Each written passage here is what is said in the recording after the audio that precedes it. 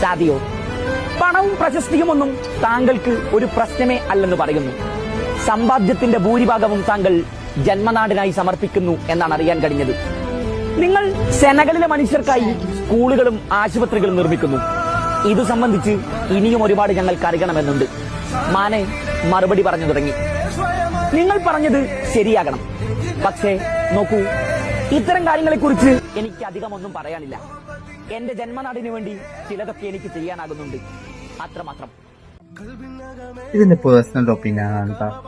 ഈ സ്വന്തം സമ്പാദ്യത്തിൽ നിന്ന് പകുതി ഭാഗം മറ്റുള്ളവർക്ക് വേണ്ടി മാറ്റിവെക്കുന്ന, ഇല്ലെങ്കിൽ നല്ല നല്ല മനുഷ്യത്വമുള്ള കളിക്കാരെ ഞാൻ അധികം കണ്ടിട്ടുള്ളത് ഈ ഫുട്ബോളിൽ നിന്നാട്ടാ. നിങ്ങൾ അതിനോട് യോജിക്കുന്നോ ഇല്ലെന്ന് എനിക്കറിയില്ല, പക്ഷെ എനിക്ക് അങ്ങനെ ഒരു ഫീൽ ആയിട്ടുണ്ട് അല്ലേ. കുറഞ്ഞ വാക്കുകളിൽ അയാൾ എല്ലാം പറഞ്ഞ് അവസാനിപ്പിക്കുകയായിരുന്നു. ദാരിദ്ര്യത്തിൽ ജീവിതമൊരുട്ടി ജീവിക്കുന്ന സെനഗലിലെ ഒരുപറ്റം മനുഷ്യർക്ക് സാദിയോ മാനെ എന്ന മനുഷ്യ സ്നേഹി പ്രതീക്ഷയാകാൻ തുടങ്ങിയിട്ട് വർഷങ്ങൾ ഒരുപാട് കഴിഞ്ഞു. ഫുട്ബോളിൽ നിന്ന് താൻ നേടിയതൊക്കെ പിറന്ന മണ്ണിനായി സമർപ്പിച്ചൊരാൾ.